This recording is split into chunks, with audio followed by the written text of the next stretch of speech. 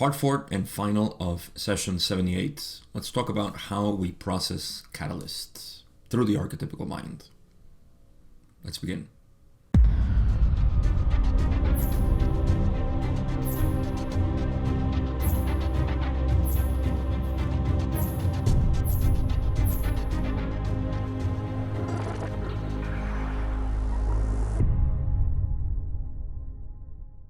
Well, so far we have discussed a lot of archetypical mind in this session and some cosmology, so it's fitting that we end with some more conversation about the archetypical mind as we continue to study it with the material that we have in sequence. I think this is a good opportunity to mention that, of course, if you're listening to this and you have no idea what the archetypical mind is and you want to study it, then it's not something that's going to happen necessarily, or understand it in just listening to this, and especially the conversation, the format that we have these books on, which is a conversation.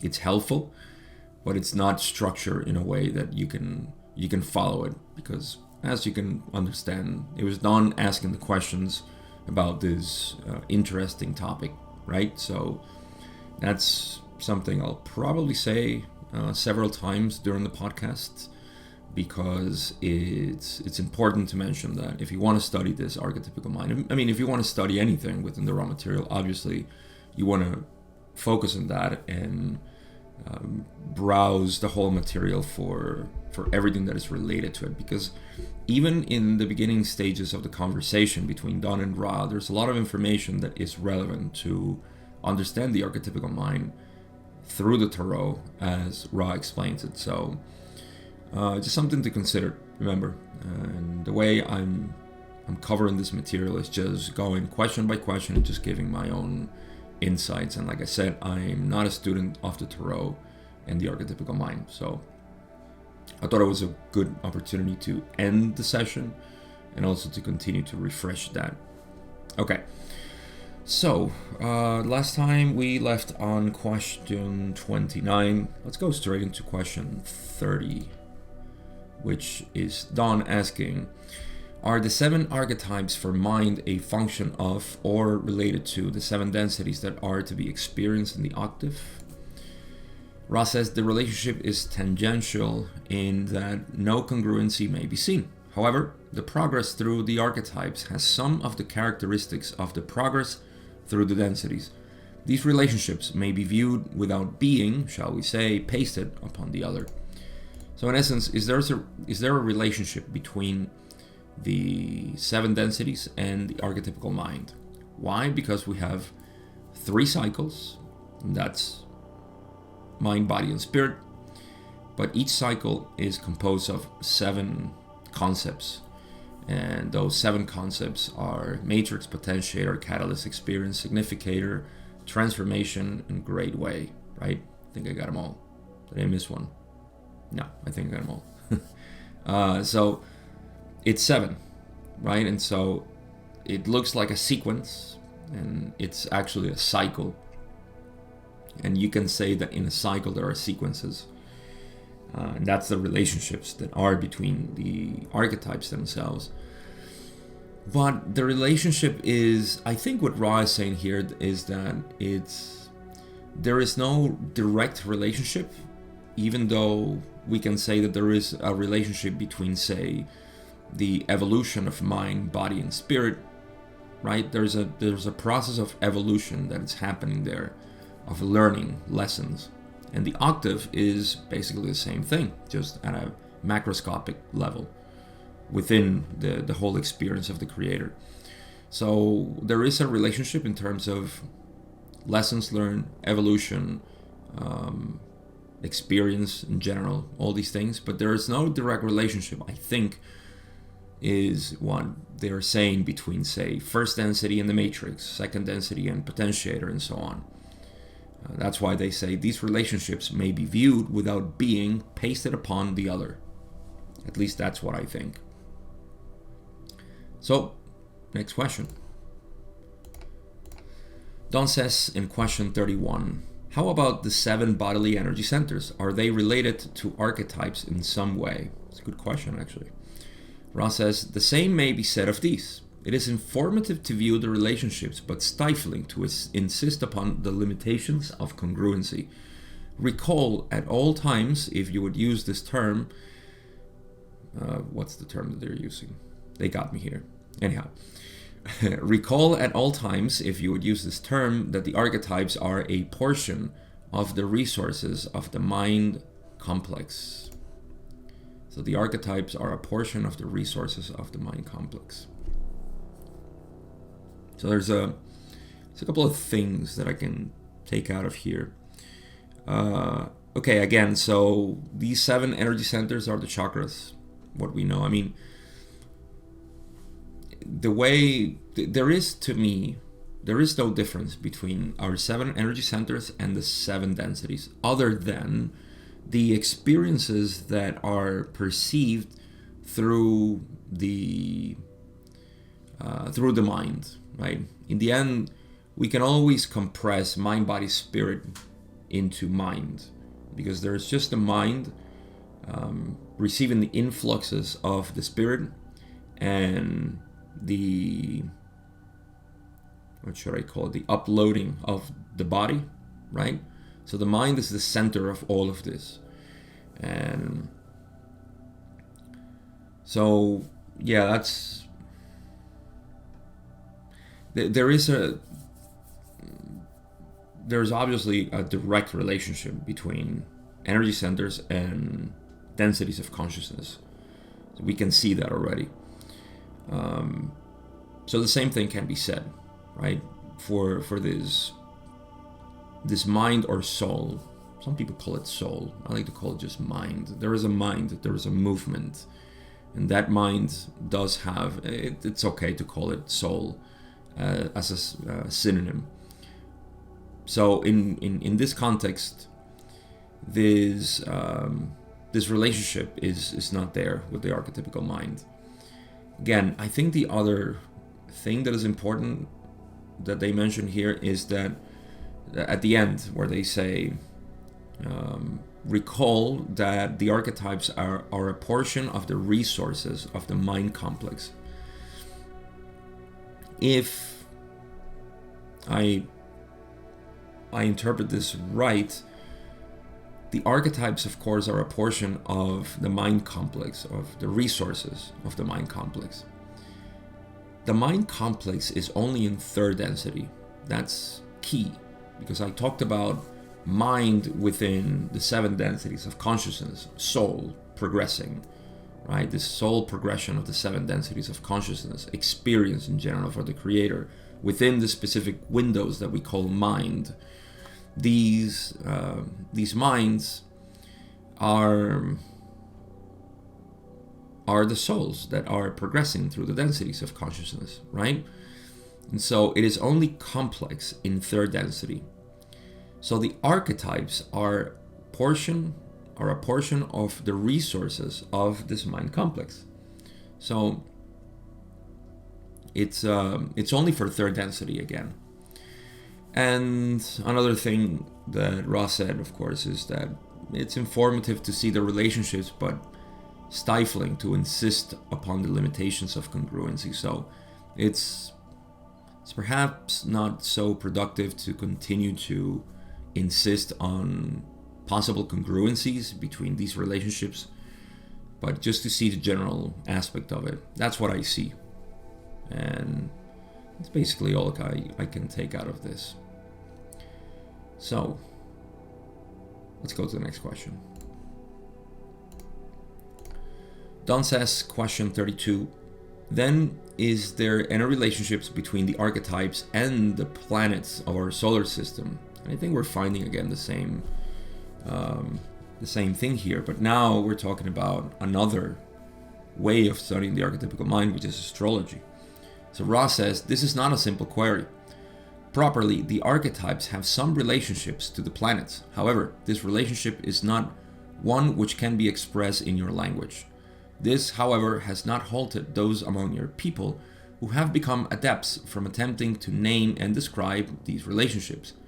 To most purely understand, if we may use this misnomer, the archetypes, it is well to view the concepts which make up each archetype and reserve the study of planets and other correspondences for meditation. So, big answer here. Okay, so the archetypes have some relationships to the planets. Okay, as far as I understand, if there is a way to study the archetypical mind through astrology, then that includes the planets, right? Or it totally includes the planets. Yes, it must include the planets. Okay, so yeah, I'm just remembered that there is also the signs are included here too, right? That's the 22, the 10 planets and the signs or constellations, I'm not sure.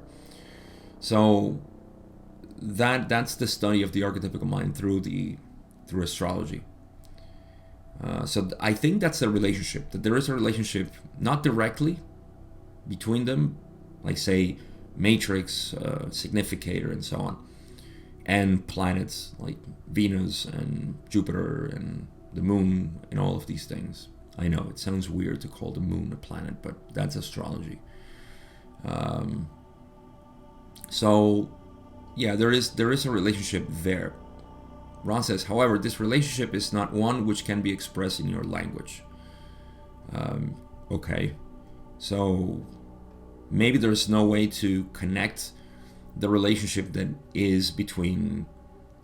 Yes, that's the way I can see it.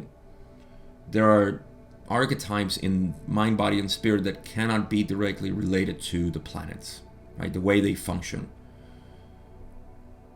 But the relationship that I see is there. That's undeniable. Both of them can be studied for understanding the archetypical mind. All right. So Ra continues and says, this, however, has not halted those among your peoples who have become adepts from attempting to name and describe these relationships. So there has been attempts, but I am aware that these attempts, just like I think is the Kabbalah, which is the tree of life, some people have attempted to connect them and unsatisfactory always. So they have failed basically, because it's not an easy thing to do, and it's probably not a necessary thing to do, right? But hey, we're curious people and we like to do things. That's what we are. We're humans. To most purely understand the archetypes, it is well to view the concepts which make up each archetype and reserve the study of planets and other correspondences for meditation. So if you want to understand the archetypes, I don't think the archetypes as we know them in the Tarot can be understood in astrology. I don't know. Maybe.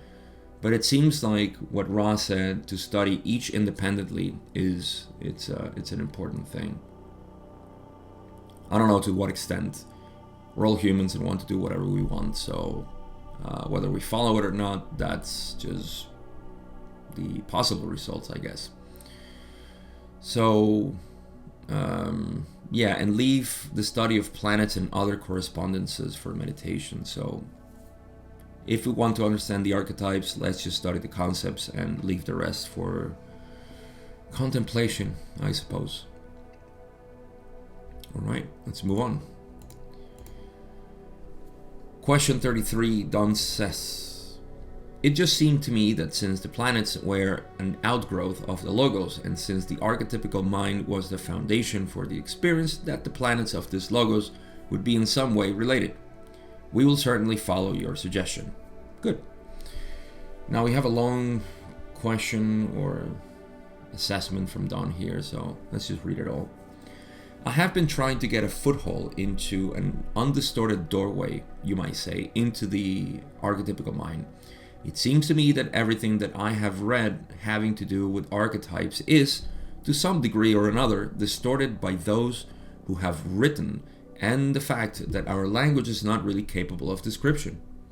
You have spoken of the magician as a basic archetype, and that this seems to have been carried through from the previous octave. Would this then be, if there is an order, the first archetypical concept of this logos? And Ra says, we would first respond to your confusion as regards to the various writings upon the archetypical mind. Okay. Ra says, you may well consider the very informative difference between a thing in itself and its relationships or functions. There is much study of archetype, which is actually the study of functions, relationships, and correspondences. The study of planets, for instance, is an example of archetype seen as function. However, the archetypes are, first and most profoundly, things in themselves, and the pondering of them and their purest relationships with each other should be the most useful foundation for the study of the archetypical mind. So let me stop there because there's a lot here. There's a lot that I can't even plunge into. Okay, so again, Don is asking, archetypes to some degree or another distorted by those. Okay, his question is, you've spoken of the magician as a basic archetype. So yeah, I don't know I can't see the relationship between the answer that Ra gave and Don's question here, because I guess I'm fixated on what Don said, that the magician as a basic archetype that was carried over from the previous octave. That's because the harvest of the previous octave yield a matrix potentiator and significator, and it was very fruitful at that point. And so Don is asking if this archetype then be, if there is an order, the first archetype concept or archetypical concept of this logos. And Ra is responding something that seems different. Maybe I haven't read the full question. Let's see. All right, so they say that first they're going to respond to confusion in terms of, okay, yes, the various writings upon the archetypical mind, right? Okay. So they're answering the confusion of the different writings of the archetypical mind. Okay. So you may well consider the very informative difference between a thing in itself and its relationships or functions. So, relationships and functions seems to be the two words that are important here. There is much study of archetype, which is actually the study of functions, relationships, and correspondences. Okay, so functions, relationships, and correspondences. Let's add correspondences there. The study of planets, for instance, is an example of archetype seen as function. So you can study the archetypical mind through the planets in terms of function. However, the archetypes are, first and most profoundly, things in themselves, and the pondering of them and their purest relationships with each other should be the most useful foundation for the study of the archetypical mind. So what I get here is that studying the archetypical mind as relationships is more useful than studying them as functions. So planets may have an influence in the archetypical mind for functions, and those functions may not be as helpful as studying the specific concepts of the archetypical mind, which are the things in themselves. That's what Ra is calling here, right? So I think that's what they're saying should be the most useful foundation for the study of the archetypical mind. Yeah. So they're saying that the most useful foundation for the study of the archetypical mind is to see those. Maybe then you can see the functions of the planets. I don't know. I'm guessing here. Let's see what else Ra has to say. We now address your query as to the archetype, which is the matrix of the mind. As to its name, the name of magician is understandable when you consider that consciousness is the great foundation, mystery, and revelation which makes this particular density possible, right? The self-conscious entity is full of the magic of that which is to come. It may be considered first for the mind is the first of the complexes to be developed by the student of spiritual evolution. Okay, so they're saying yes, it may be considered first, for the mind is the first of the complexes to be developed by the student of spiritual evolution. Right, yes. Okay, so that makes sense. Now, to the other part of Don's question, or yeah, let's call it a question. Is the matrix of the mind as being first? And so the magician is understandable.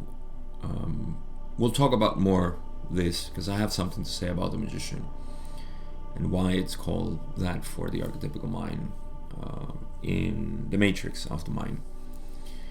As to its name, okay, so when you consider that consciousness is the great foundation, mystery, and revelation which makes this particular density possible. Right, so consciousness in this context is what we are, right? That is what we know of ourselves. All we know about ourselves is consciousness, awareness. That's it.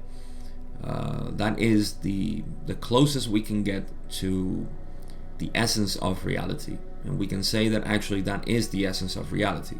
It's the only thing that we have in common, without any interpretation, without any mind, without the mind getting in the way. Let's put it that way.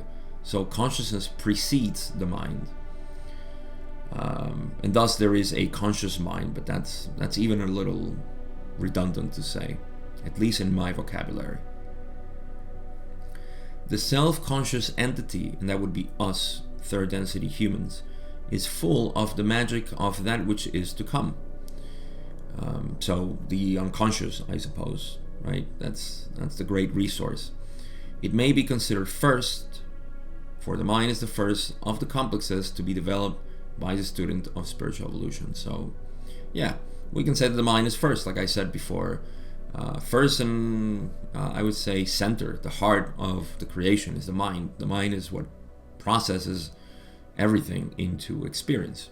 So, okay, that's my closest attempt to unravel all of this. Let's move on. Question 34, Don says, would the archetype then that has been called the High Priestess, which represents the intuition, be properly the second of the archetypes? This is correct. Ra says, you see here the recapitulation of the beginning knowledge of this logos, that is, matrix and potentiator. The unconscious is indeed what may be poetically described as High Priestess, for it is the potentiator of the mind, and as potentiator for the mind is that principle which potentiates all experience. So that's the first relationship that I think is important to establish in the archetypical mind. There is the matrix, conscious mind, and then there is the potentiator, unconscious mind. The conscious mind seeks the unconscious. That's why it is male and female. Male conscious, female unconscious. So it seeks. It's reaching out to the unconscious mind, and that produces catalyst, which is the next, say, couple, which is catalyst and experience. And when this catalyst is processed, as I'm getting ahead of myself here, but that's the cycle, or at least what is called the minor cycle. Joe Cortez calls it the minor cycle, I think it is. And this catalyst, when is used by the conscious mind efficiently, then yields experience, and that's the first four archetypes or concepts within the archetypical mind. So yeah, you see, Don said that yes, the unconscious mind or the High Priestess, the intuition, that's actually pretty good, represents the intuition, because the unconscious mind, I would say that the unconscious mind, it's not the intuition. Although the intuition is part of it, it's like the channel in which it communicates its information to the conscious mind, right? when we intuit something, then we are listening to the unconscious mind, which the conscious mind cannot really explain. It just says, well, I just know it. I simply know it. That's why we say also that intuition is feminine. It's a feminine energy that we all have. So the unconscious is indeed that which may be poetically described as high priestess, for it is the potentiator of the mind, right? As I said, it's the one that potentiates the mind with resources for the matrix to change, to record new things into its experiential continuum. And as potentiator for the mind is that principle which potentiates all experience. That makes sense.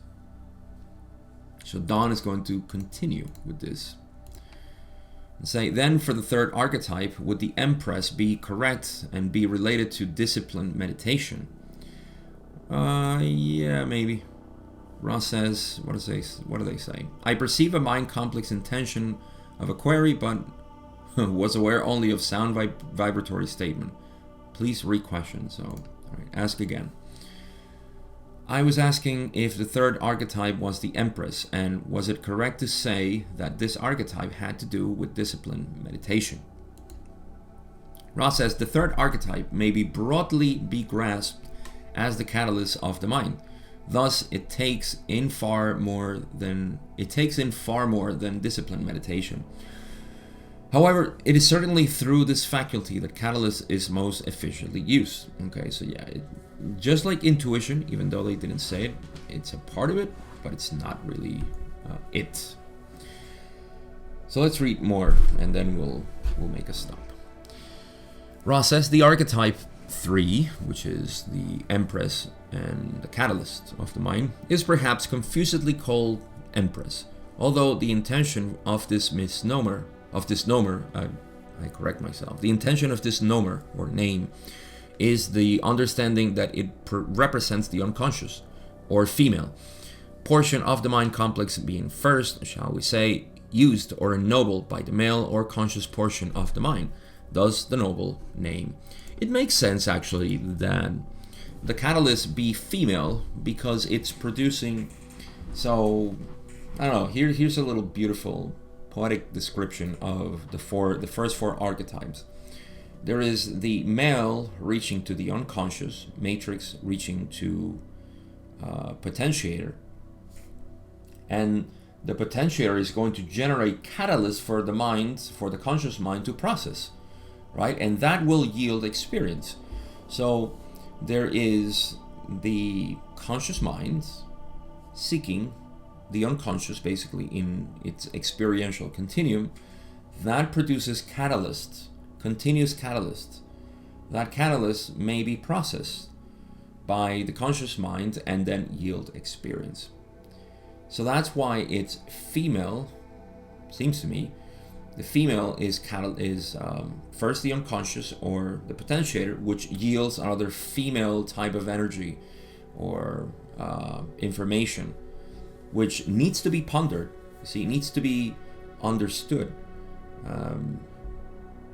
And it's funny actually that in our cultures we have this running joke, which hopefully at this time it's not something that is offensive still. So many things are offensive now. But there is the running joke that women are difficult to understand. That's because they exhibit, most of them exhibit a strong female energy. Duh, obvious.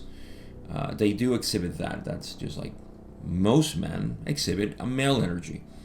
And so it is difficult to understand because it is difficult to create logic out of them. But if you have ever lived with a woman, or if you're a woman and maybe you have lived with other women, and maybe you don't understand them, that's also why there is the running joke in culture that men understand each other quite well intellectually, because yes, we use that and we can agree on intellectual terms and all of this. However, women, they don't get along.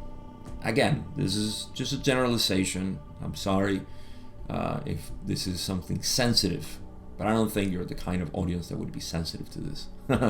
So I can speak my mind. But yeah, there is that running joke, right? That's just a generalization, perhaps a stereotype. But it is true. When these energies are manifested and exhibited in such a strong way, then these things naturally need to follow. It is difficult to understand that which is unconscious. But you know that this is why I said if you have lived with women, or you have been able to understand women in this case, then you can see that it's an understanding that doesn't take place in logical functions, but rather in empathizing with whatever their experience is, and perhaps that's a great way to illustrate the way in which we process our own catalyst. You see, because catalyst is not something that we can understand properly intellectually, but rather something that needs to be accepted, you see, and understood in the way of knowledge or knowing, simply knowing the catalyst, right? I'll give some of my own practices, or the way I process catalysts in later on. Probably do it in the conclusions. But yeah, that's how I see it, and that's why I see potentiator and catalyst being feminine, in the sense that they provide this information for the male portion of the mind to deal with in a way that it can use the intellect. It doesn't have to obviate the intellect, but it's more closely related to acceptance without too much logical explanation. That's how I see it. And so, okay, Ross says the archetype 3, I don't know why they say confusedly called the Empress, although the intention of this number is to understand that it represents the unconscious, right? Okay, or female, yes. So maybe the Empress is not. I've known of people that change the name of the archetypes, and I guess that's fine. That's what I find most confusing of studying these, because I don't know, it's just not my thing to see so many different names and interpretations. You have to have a knack for it. So, but yeah, it represents the unconscious or female. So catalyst represents the it's almost like the movement of the unconscious. The unconscious produces catalyst. Portion of the mind complex being first, shall we say, used or ennobled by the male, right? So this archetype is when it's first used or ennobled. I don't know if they are including here the negative path and the positive by saying used by the negative or ennobled by the positive, or maybe they're synonyms. I don't know. But it's important to know over time when we study the archetypical mind as we go on that the negative entity wants to abuse the unconscious. It wants to prostitute it. It wants to use it for its own purposes. Whereas the positive, what it wants to do is ennoble it, to court the unconscious mind, to love it, to respect it, to give it its space. That kind of romantic relationship that we find in, again, our cultures, men and women, or I should even say male and female, regardless of gender, because that is a reality. By the male or conscious portion of the mind, thus the noble name. That's why they call it the Empress, because it's a noble part of the process of the mind using catalyst. So that's catalyst. Let's move on. We have more about this. Question 37, Don says, the fourth archetype, called the Emperor, seems to have to do with the experience of other selves and the green ray energy center with respect to other selves. Is this correct? So Ross says, this is perceptive. The broad name for archetype 4 may be the experience of the mind. In the Tarot, you find the name of Emperor. Again, this implies nobility.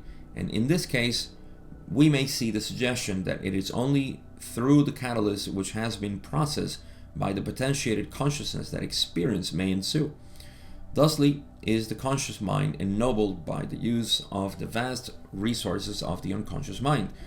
This instrument, dorsal side grows stiff and the instrument tires. We welcome one more query. So this is basically the last question we have. Okay, so let's find out. We're talking about the fourth archetype here, which is the Emperor. And again, we find another noble name for this. Seems to have to do with the experience of other selves and the green ray energy center with respect to other selves. I see a relationship, but I don't see it all being this. Like the Emperor or experience is not totally related to green ray energy center. Well, maybe yes. Right? Because that's when we're processing experience in one way or another, positive or negative. We're using catalysts for positive or negative polarization, right? So it makes sense. Ra says this is perceptive. Okay. The broad name of the archetype 4 may be the experience of the mind. Good. I like that better. In the Tarot, you find the name Emperor. Again, this implies stability. And in this case, we may see the suggestion that it is only through the catalyst which has been processed by the potentiated consciousness that experience may ensue. So right, you need to ennoble the mind, right? That's why they call it the Emperor. That's the relationship between being a royal name rather than something else. For us to have experience, the catalyst needs to have been processed and ennobled, I guess, by the conscious mind. And again, we see the relationship between male matrix and experience, because it's the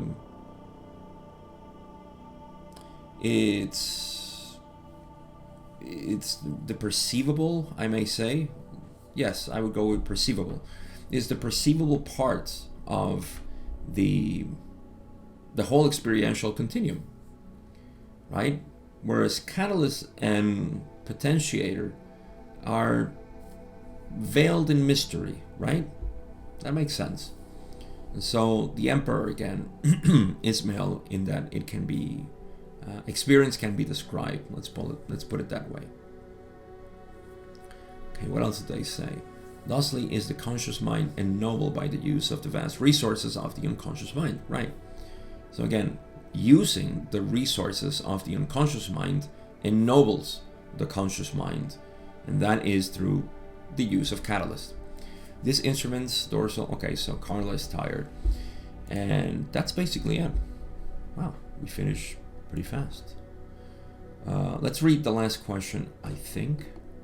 No, there's actually two more questions that I think I have. No, this is it.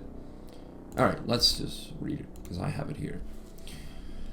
Don says in question 38, I would like to ask the reason for the session having been longer than most previous sessions, and also if there is anything we can do to make the instrument more comfortable or improve the contact.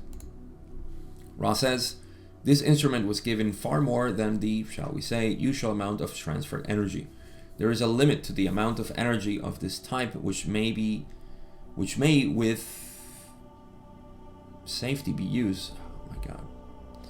Let's reread it. There is a limit to the amount of energy of this type which may with safety be used when the instrument is itself without physical reserves. This is inevitably due to the various distortions such as we mentioned previously in this working, having to do with growing dorsal discomfort. The alignments are fastidious. We appreciate your conscientiousness. In order to enhance the comfort of the instrument, it might be suggested that careful manipulation of the dorsal area be accomplished before a working. So these are all instructions for maintaining the contact. It is also suggested that due to the attempt at psychic attack, this instrument will require warmth along the right side of the physical complex. There has been some infringement, but it should not be long-lasting. It is, however, well to swaddle this instrument sufficiently to ward off any manifestation of this cold in physical form. I am Ra. I leave you, my friends, in the love and in the light of the one infinite Creator.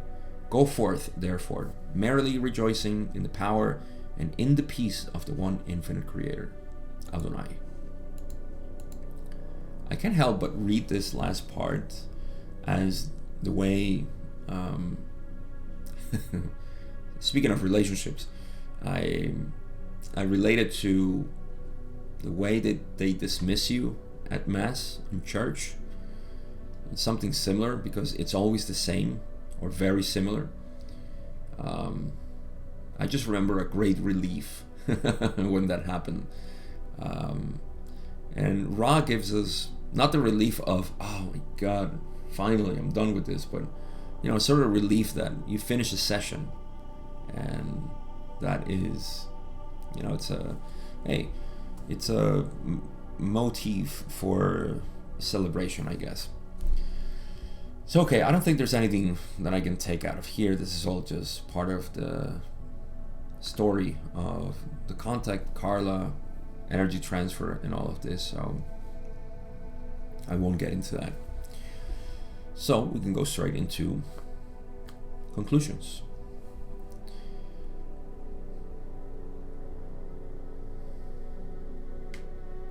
So, catalyst.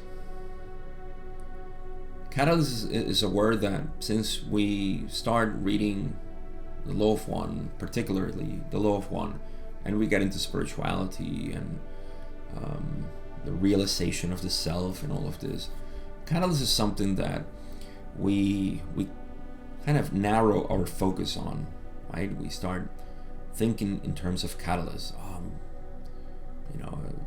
It's even a joke to talk about, or talk among each others, to say, how's your catalyst going? I hope your catalyst is not so strong and whatnot. Oh, my week was full of catalyst and blah blah blah. So catalyst becomes that focus, right? That's because we have become a lot more conscious of the process of catalyst, right? Whereas before we have always been processing catalyst, but unconsciously, or rather ignoring its result, its product. I think this is the reason also why in spirituality or the spiritual path, it is often, very often, at the beginning of the path, a huge struggle. It's very difficult, because we're letting go of those conditionings that we have over time that makes us comfortable in the way we process experience. Now here's where victimhood is a thing, right? We've all been attributing responsibility to other people, authority to other people, and of course victimhood to ourselves, or in some cases to others, and we are the culprits of what's happening. But the more sincere you are in this path, the more you recover responsibility, authority, and should I call this what's the word I'm looking for? Accountability. Yes, accountability for yourself. First, you start realizing that the problem was never outside, it was inside. That's a hard thing to do. So at the beginning stages of the spiritual path, you may find that it is a struggle. It's difficult. Oh, dark nights of the soul galore. It becomes something of a joke, like I said, of oh my God, my catalyst, dark night of the soul, and all of this. This is the beginning of the path, because what's happening is that you're becoming more aware that catalyst is coming from you. It's not from outside.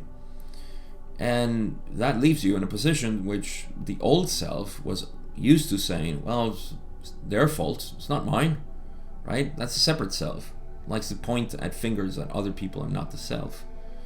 So when you start to get a hang of this, right? You start to get used to you being the one responsible for it, there is a truckload of weight that gets off your shoulders, because you know that you are able to, and that's what it's called, magic, right? Making changes in consciousness at will. That's magic. That's white magic. Perhaps black magic as well, I would say. But you becoming aware of that, becoming responsible for and accountable for everything that you do, feel, and think, well, that's the great discovery, because now it's all within you. You don't depend on other people. This can be rough because we have relationships with people, and we're used to having these toxic relationships in which we point the finger at the other person. Be brothers or siblings in general, parents, romantic partners, children. I mean, we're used to that. At work, oh my God, point fingers everywhere. So we're used to that. It's a difficult thing. But that is Catalyst. Catalyst produces these potentials for experience. And the experience within the archetypical mind is to change the significator, to transform the significator, right? The significator is it's almost like the condensed persona, right? Where everything in the archetypical mind is gravitating around this persona, which is constantly changing. And so the invitation is to process catalysts in the most efficient way possible. Now, I did mention that I was going to share my way to process catalyst. I have tried many things. I have tried in the beginning stages, the first couple of months, where I became aware of this work in consciousness or spiritual attainment or whatever you want to call it. I started doing a lot of inner child work, and it wasn't fruitful. I have to admit, it just wasn't fruitful for me. I felt like something was missing, that I was actually forcing myself to find things in me that it's almost like I was forcing catalysts out of myself by looking inside and finding where I was abused or treated badly and all these things. And there was a message in all of this that kept telling me, if this happened already, why are you worried about it? You see,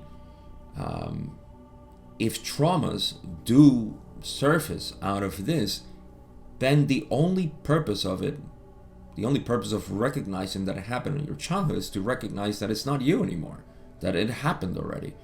So once I got this tool, I got rid of the inner child. I said, well, I don't need you anymore, and if you ever come out again, in one of your tantrums, then I know that it's not me. That's it, period. Okay, that solves it. Then, of course, plant medicine. Because in your subconscious, there is a lot of information that you need to take out, and you need to find out, and plant medicine helps you with that. Meditation as well. I didn't know how to meditate, so, all right, plant medicine, that's it. I found that it was also very, it's very powerful, yet it was too entropic, I would say. It was too chaotic, and not only in me, but I saw in others, especially in others, because me, I guess I was sort of, I have a high tolerance for these plants. I'm not the only one, though. There's people who mention this, that they're sort of resistant to this, to the medicine itself. I don't know why that is, to be honest.